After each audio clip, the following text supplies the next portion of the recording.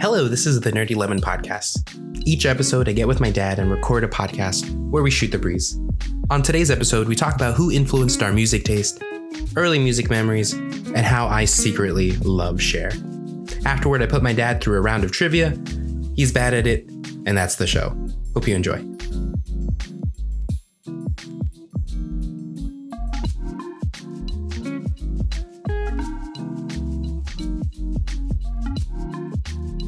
Introduce yourself.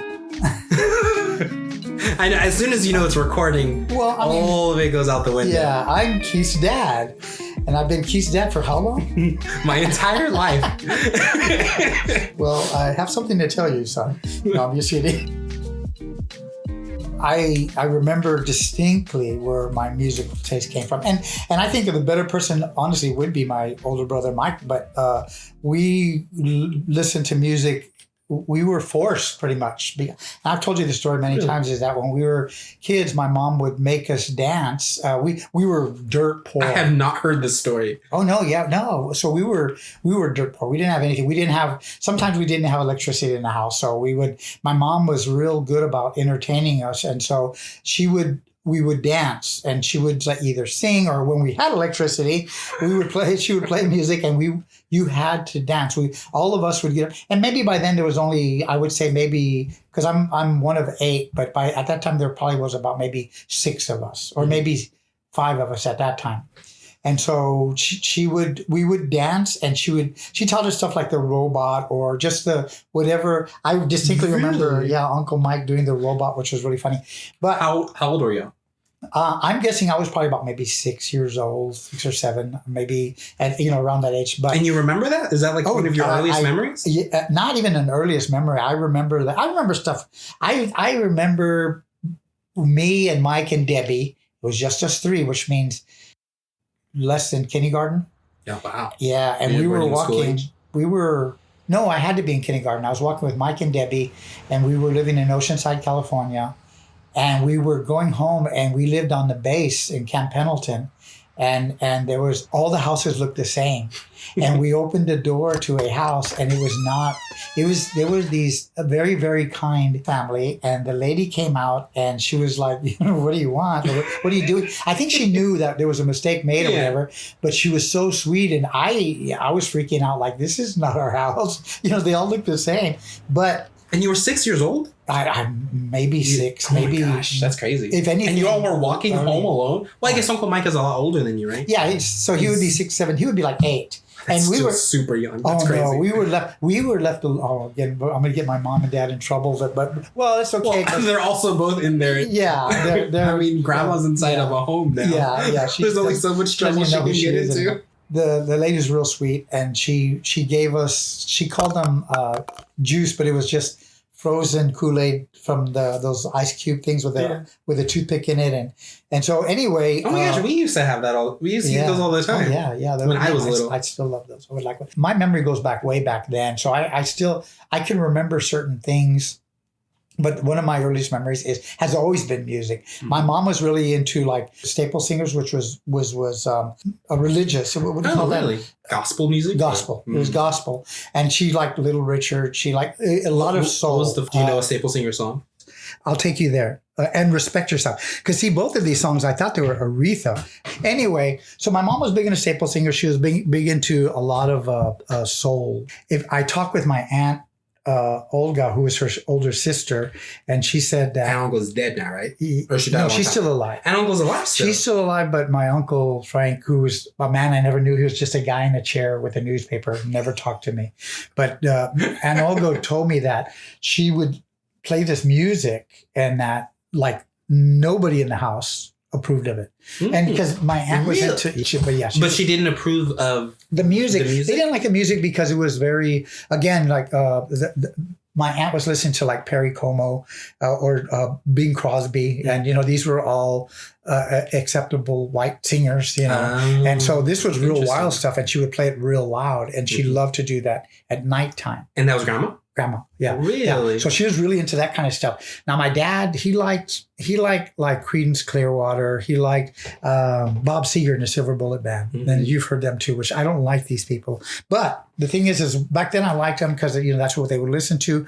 And Mike was the one that really got me into, but he kind of liked both of them, but he loved music, and all of us love music. When I think of my grandparents, I think Grandma was the one who loved the music. Grandpa not so much, Right? Because I know Grandma was really into just everything. She was a party animal, and when people came, one of my fondest memories too was that my dad and my mom, we would go to my uncle Lorenzo, what we called him Lencho, we would go to his house and we would.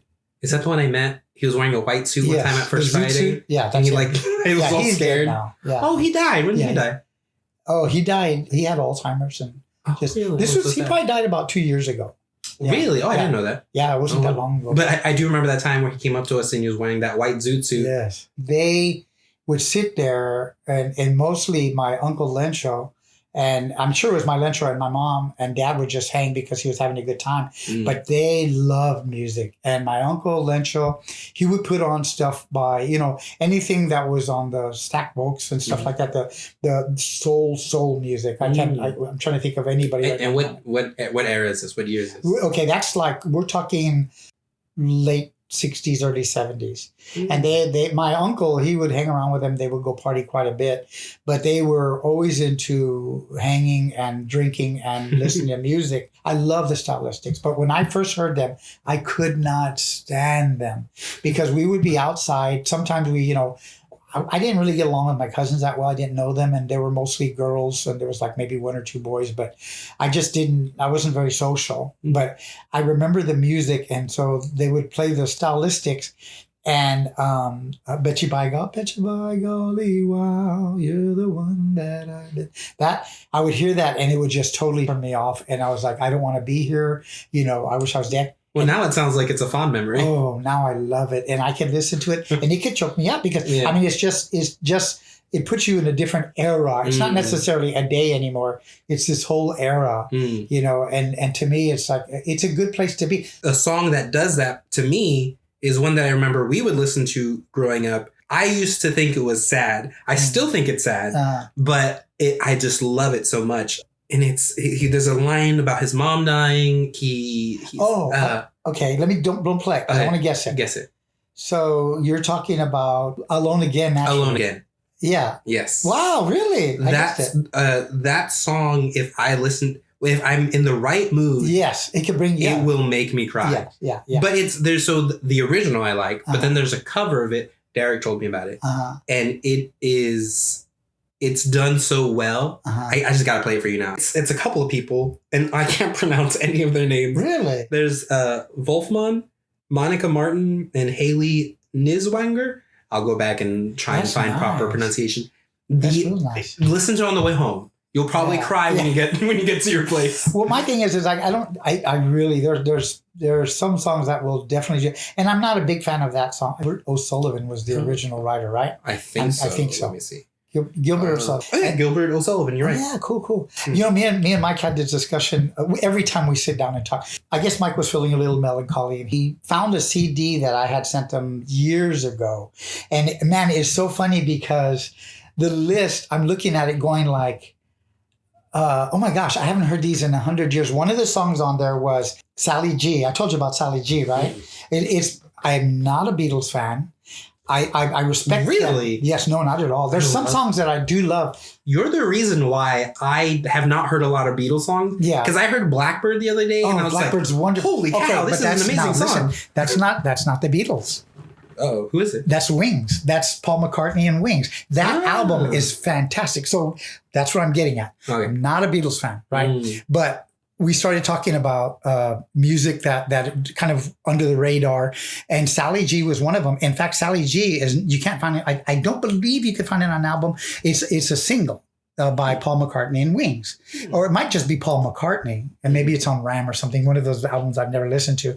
But the thing is that song. We were sitting in Mike's little Guffenheim. The Guffenheim? Yeah, and we started talking about that, and he goes, but he had sent me a text and he goes, "Hey, look what I found." And he sent me the CD, and it has, and I designed the cover. I put all the music on it. And it was actually a really cool. It was you have one a picture of it still? I do. But to me, the stuff that I get sad about is stuff that is more of a memory. And so when Mike sent that to me, right away, I started listening to it.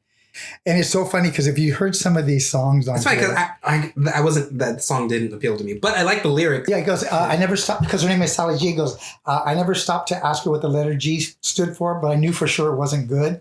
To me, that was like an incredible line. Yeah. But my thing was that that was when we were kids. Mike hated that song. And I put it on here because I knew that it would trigger a memory. And when I gave this to him, we would listen to this stuff when we were in his, we used to drive to work in his little blue Courier, and which stories galore and that little thing. But the song, there's one I noticed, Ambrosia. It was Holding On To Yesterday. And these songs, it's funny because people listen to the throwaway songs from the 70s or 80s, whatever. I don't know.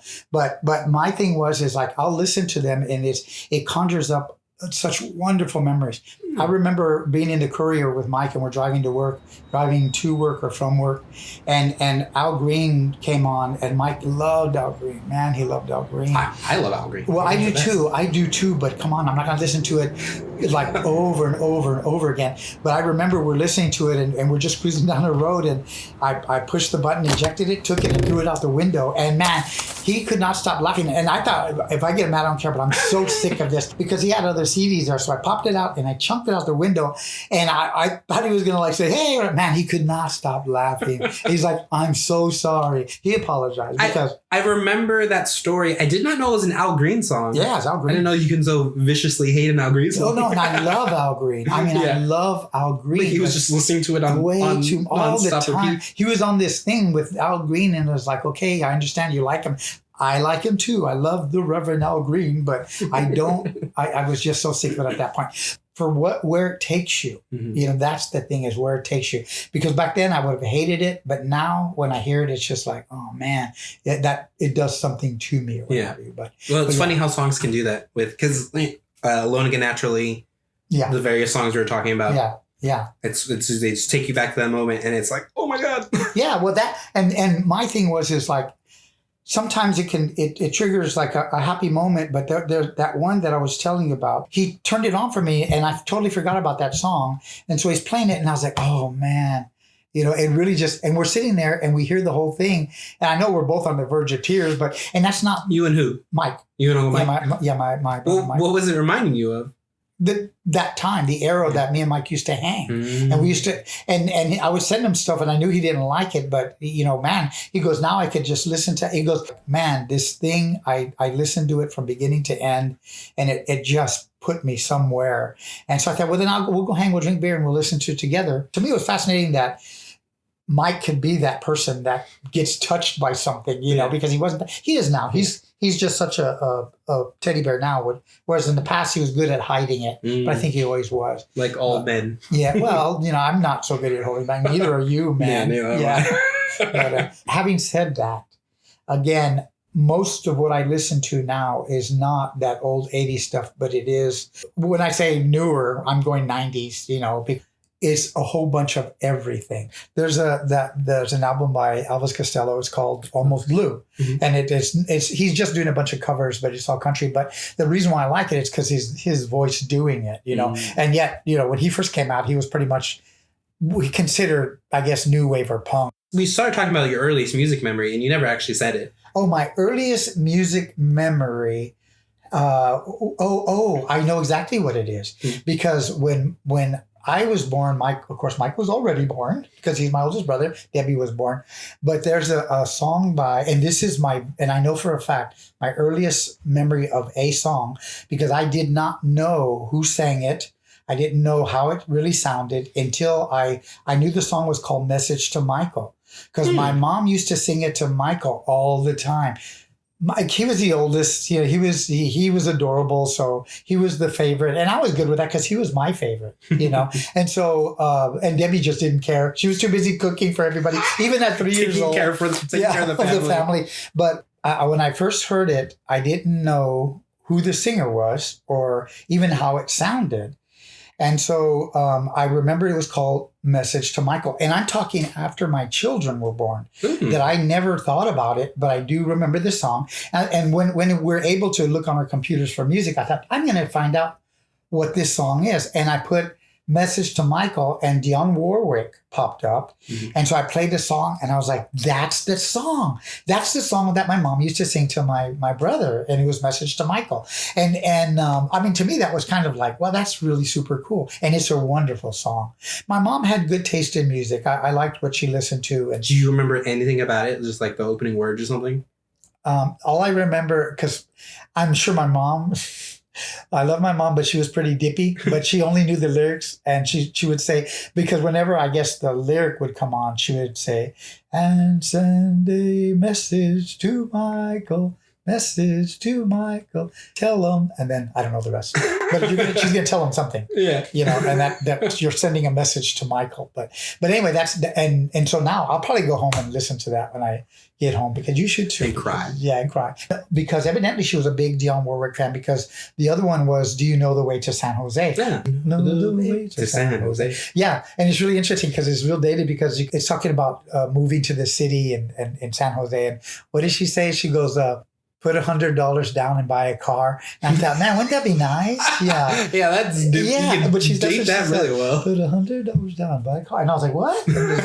Anyway, it's very dated. But anyway, that's my earliest memory of a song. I love it. Do you have an earliest memory of a song? I can't say I do, but when you were talking about it, I was trying to think in the back of my mind. I was like, what's an earliest memory of a song? I thought of, it's an embarrassing story because I don't like to admit that I like Cher.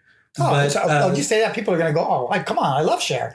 Do you believe in life after love? I love that song. No, I take it back. I'm very proud that I love that song, because that's a good song. Well, no, I hated that song when it came out. But why? I hated it. I despised it, but everybody loved it. And it was because it wasn't her true voice. She used all that stuff. I think everybody does that now. But I love it now. I mean, I can listen to it and go like, oh, I won't have it in my house. But if you it won't tell people you listen to it. Well, if it came on and I was I would start singing it. If I knew the words to it, I would definitely sing it. But it's a good song. I like it. That's another one of the songs that take me back. Yeah. It instantly takes me back to that feeling.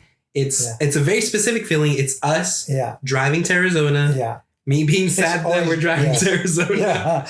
But I really like that song. I'll hear it now. One that brings you back. But the one that sitting naked on the floor. Oh, yeah. Who is it? It's like Kate Bush or something. I can't stand it. I don't want to Google sitting naked on the floor. Well, do you remember the rest of the song? I do not remember, but I remember because I would always be like, ooh, naked. She said naked. You know who used to do that too? Nathan. Whenever he heard butt or naked, he reacted the same way that you did. I think Mike would tell you better stories because he was, as far as when it came to that music, he knew what he liked and I inherited it. And I can say with pride that I do not know one Justin Bieber song. And people say, yes, you do. No, I don't. Because I couldn't name one. And if it came on a radio, I wouldn't know that it was him singing. I have no idea what he... Not even that's the one they say. Yeah, it's the same one. Yeah. I don't know that song. Yeah. But you're not missing much. It's but because now we're in an era where you don't have to turn on the radio. You can have... And all I do is listen to Spotify. Because I am very... You're at that age where you no longer accept new music. Right. My brain is full and I don't want to accept it. But anyway. I will still find new music because... growing up, Michael, my brother... Yeah. Not my uncle, Mike. Yeah. Michael was a huge influence. He's the reason I like Stars, Death Cab for Cutie, I love Stars. Postal Service, all those bands. Yeah, Death Cab too. Those are. See, that's why I say you like newish music. It's all 90s. So me and Ellie got in Mike's truck. I borrowed his truck to go do something, and Ellie went with me. And Ellie goes, "Hey, check it out!" And it was a CD. I said, well, I'm going to see what he likes. So me and Ellie put it in, and man, both of us were like, what? It was King and Somewhere Only We Know. Oh. Man, that song just was like, what the heck? That's a good song. Yeah. Everything King did was great. Actually, no. I found, no. Because they had like or that album. The first two are just so... That's so funny. Broken or a toy that is a broken toy. That's what it's called, broken toy. Man, that stuff is like those are like all of it. Like it's Keen, Stars, Yeah. Fun, all those bands. Oh, yeah, Fun. I remember Fun. The format at the time. Yeah, format, yeah. All of those bands are all Michael and Ellie. Yeah, yeah. In the early aughts. Yeah. Like, that's what we listened to. Yeah, yeah. And that's good stuff. And I'll listen to Ben Gibbard. No, Ben Gibbard is from Death Cab for Cutie. Right, yeah, him. I'll listen to his stuff sometimes, but after all, even that sort of gets on my nerves. But no, so all that is super nostalgic for me. It is. To my like teenage years. Yeah, that's what I grew up with. Yeah. But at the same time is I still like stuff like Freddie Johnson and David Bowie. Yeah. All that's like from you. Yeah. But it's really interesting. Like your music, Mike and Ellie's music. Yes. Yeah. I thought that was my taste for the longest time. Mm-hmm. And it wasn't until I was like an adult, I'm married, I am on my own, and I'll hear something I like. I'm like, ooh, I like that. Yeah. And I fall down a rabbit hole. Right. Yeah. And it's funk. Yeah. I love funk like so much. Wow. Like I can't get enough of it. Yeah. Want to do your game? Yeah, we can have more than enough. We had a better transition earlier. Yeah, we have 40 minutes of stuff right now. Yeah. This game comes with a warning. Learning of the Wilhelm is like taking the red pill in the Matrix. Your ears will be open to the auditory horrors that is the Wilhelm scream. So the Wilhelm scream has been in use since 1950, specifically 1951, and made its debut in the Western Distant Drum. The characters are traveling through a river and some guy in the back gets eaten by an alligator, and it sounds like this. However, it got its name from a character, Private Wilhelm, in the movie The Charge at Feather River. Private Wilhelm is on a horse and he takes an unfortunate arrow to the leg, and it sounds like this. Since then, that scream has been used in hundreds, if not thousands, of films over the decades. There's actually a few stock noises that pop up from time to time. There's the red-tailed hawk. There's Castle Thunder. And lastly, my least favorite, the Howie scream, which sounds like this. So I'm going to make a confession. A lot of these are different listicles that I read that talked about the Wilhelm scream, so not all of them might be 100% accurate. You can play along at home. Each question will have a musical interlude to give you time to come up with the answer yourself. If you want to skip it, just tap the 15-second skip button twice and stop when you hear Howie screaming. Okay, let's play. So the game is the Wilhelm, and we're going to give you 3 movies. Okay. And you have to figure out which movie does not have the Wilhelm scream. Okay. So this is the first round. Your movies are Batman Returns, 1992, Batman vs. Superman, Dawn of Justice, 2016, and The Dark Knight, 2008. Which movie did not have the Wilhelm?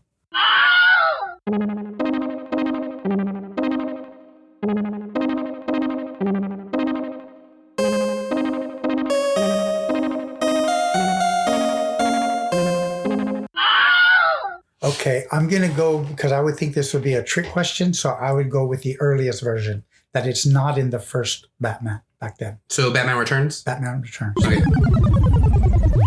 So in Batman Returns, it does appear. Oh, really? So there is a Wilhelm scream. Okay. Batman throat chops him and then throws him out of frame, and that's where the scream happens. Yeah. I'll give you one more guess. You only have two options. Batman and Superman. That it was not in that one. It was not in that one. Oh, I'm wrong. You're wrong again. So Superman versus Batman, Dawn of Justice. I actually never saw that movie either, which I'm really surprised because I liked it. So I thought they're both boring characters. And come on, Superman could kill Batman instantly. See, that's the interesting story. No, how he doesn't. Yeah. So you know what's really interesting? The Avengers are funny, and these guys are not funny. They do take themselves too seriously. Yes. But so it's what's interesting. Okay, what's Superman's greatest weakness? Kryptonite. Kryptonite. Right. Do you know where they came up with the idea for Kryptonite? No. So Superman used to be like a radio. No. The show, it got really popular way back then. It was a radio show. The guy who voiced Superman wanted to take a vacation, but the show was so popular that he couldn't get the time off. So they were able to temporarily write him off the show by inventing kryptonite so that Superman gets sick, and then there's a story arc that they can have where the voice actor can bounce for a little while. And that's where we get to kryptonite. Anyways, in the movie, it takes place where there's a scene where a car is hit and it's flipped over into a building, and then there's and the movie where it doesn't take place is The Dark Knight. And of course it's Dark Knight. You're not going to be able to sneak a Wilhelm scream into a Christopher Nolan Batman movie. Well, I would think that's how come I was thinking they would, because to me it would make sense that it, again, being that it's an Easter egg, that Nolan would figure like, oh, this would be a good place for that Wilhelm scream. He's so serious, and like if you think about all the Batmans, they're always so dark and Ready, set, let's go. Avengers: Age of Ultron 2015, The Avengers 2012, and Avengers: Infinity War 2018. So there's one that does not have it. Does not have the Wilhelm.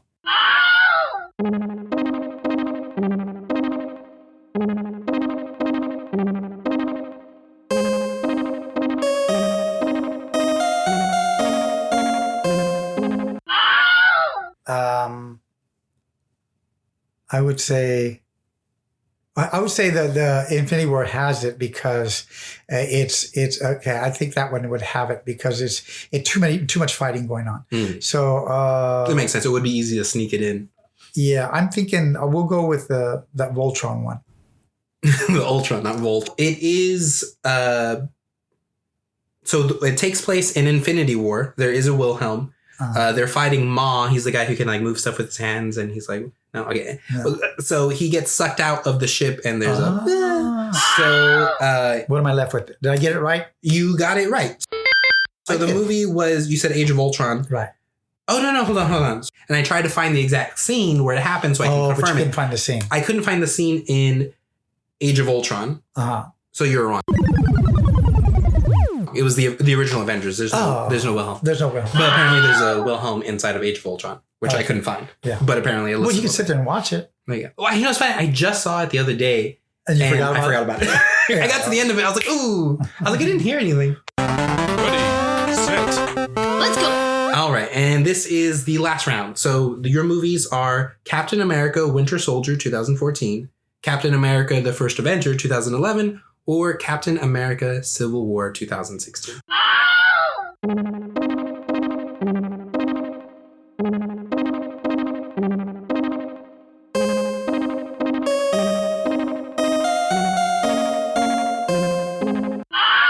Ooh, that's a hard one because they're both. I know their era shows, like especially the first one, and the Winter Soldier, was that an era film too, or was that no? The Winter Soldier was the first one. It was no. It was the one where he's back, and it was like Captain America's standalone film. Okay, the era one was the First Avenger. It's his origin story. Yeah, when he's World War I or whatever. Yeah. Well, I'm gonna throw the dice and guess it was that first one because, and I'm batting zeros. You know. You have gotten all of them wrong. Yeah, so I'm gonna go with that first one, the era one that took place in World War I. The First Avenger. Yeah, even though I would think for sure there would be one in there.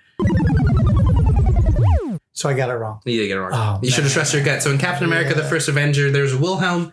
On the third act, he can knock somebody off from a motorcycle, and he's like, and it has a scream. So the other two there are. Yes. So this was another kind of trick question. There is a theory that the Wilhelm is when Bucky's like being tortured, but it sounds like it's just actually Bucky's scream and somebody misidentified it because I found the scene that who? Bucky. You haven't seen any of the Avengers movies. But Bucky is Captain America's like sidekick. It's his buddy. I saw the first one. He's the one with the iron arm. Where he's, yeah. Okay, I didn't know his name was Bucky. His name was Bucky. Okay. I've seen them all too many times. So that was and then the other one was Civil War, which it does not have a Wilhelm.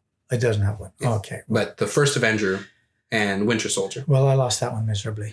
It's all right. But I know what the Wilhelm is. And you're gonna hear it all the time, especially in all those cheesy horror movies you watch. Yeah, it's gonna come up a million times. I'm sure.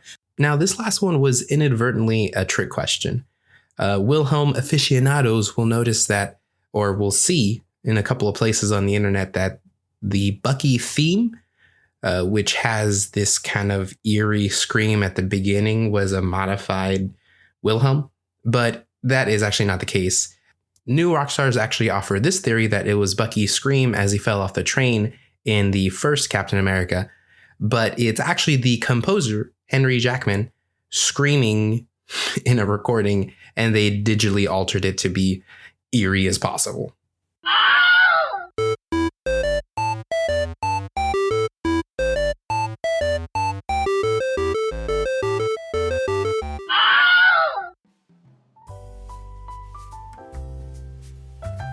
Well, Dad, thank you so much for joining. You're welcome, my show son. Today.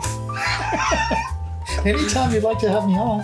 Real quick, tell my tiny audience things that you're doing and where they can find you on the internet. My Instagram handles, I have two of them. One's of more serious works, and the other one is a little bit more nonsensical, but it's Sugar Cube. The second one is Side of Jello. I'll link them in the show notes. Thanks for coming on. Okay. Love you. Love you too. Bye. This was the Nerdy Lemon Podcast. Follow us on Instagram at The Nerd Lemon.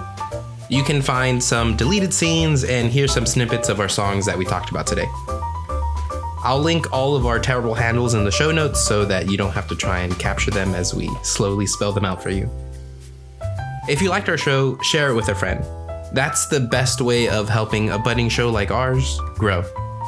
Thanks, and stay rad, everyone.